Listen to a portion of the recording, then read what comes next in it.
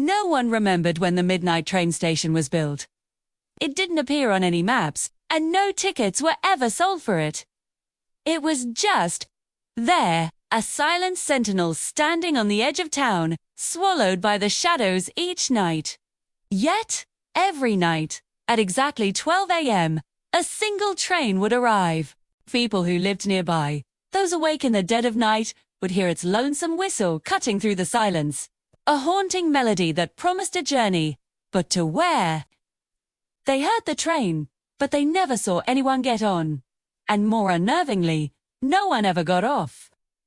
It was a local legend, a ghost story whispered to scare teenagers.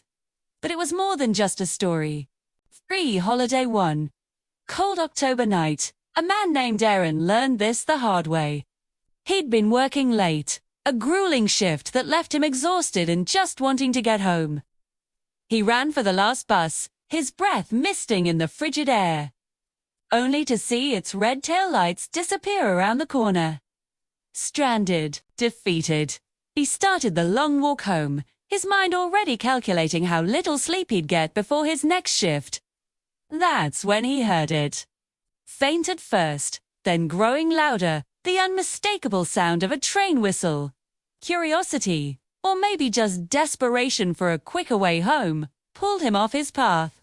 He followed the sound, venturing down an old, forgotten side street he'd never noticed before. There it was. The midnight train station. It looked ancient, the brickwork crumbling and covered in ivy.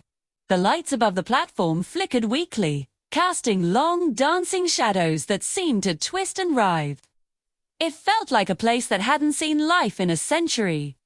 A layer of dust coated everything, yet there were no cobwebs, no signs of complete abandonment.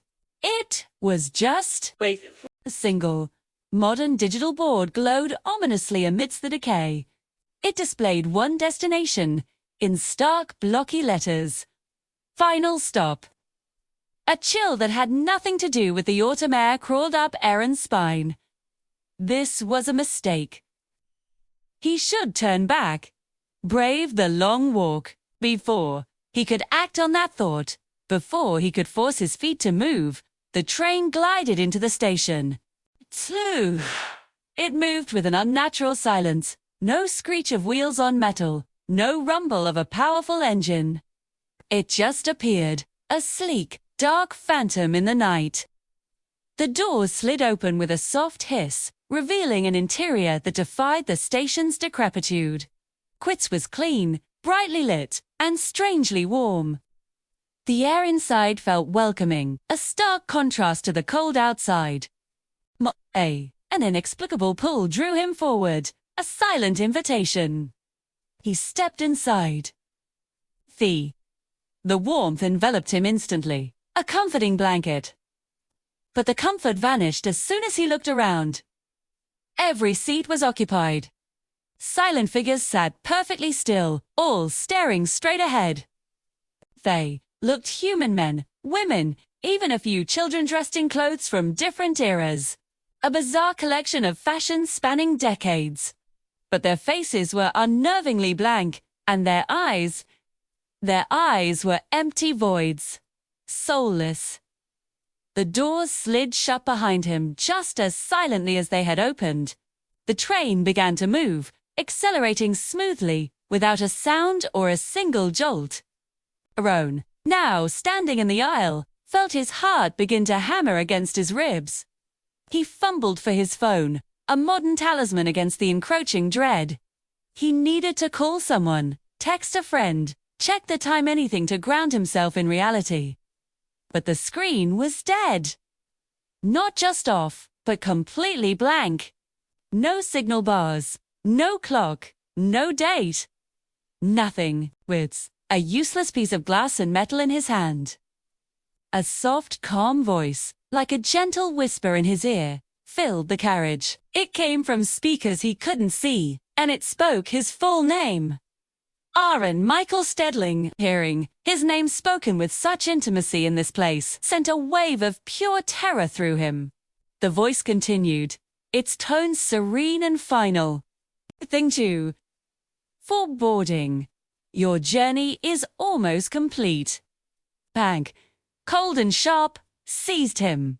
He lunged for the doors, hammering his fists against the smooth, unyielding surface. He spun around, desperate, and his eyes fell on the windows. They were no longer transparent.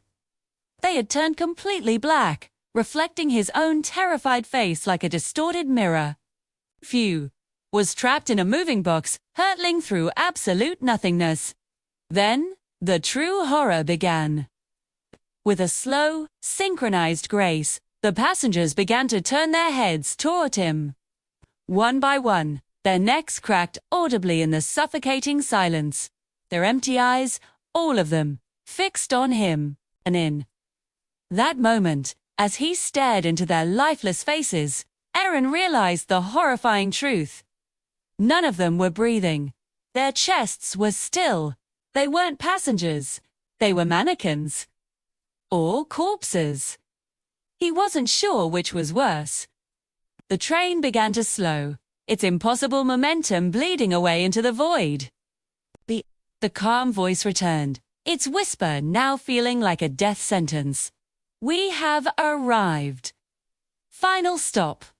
The door slid open. Eren stumbled back, his mind screaming.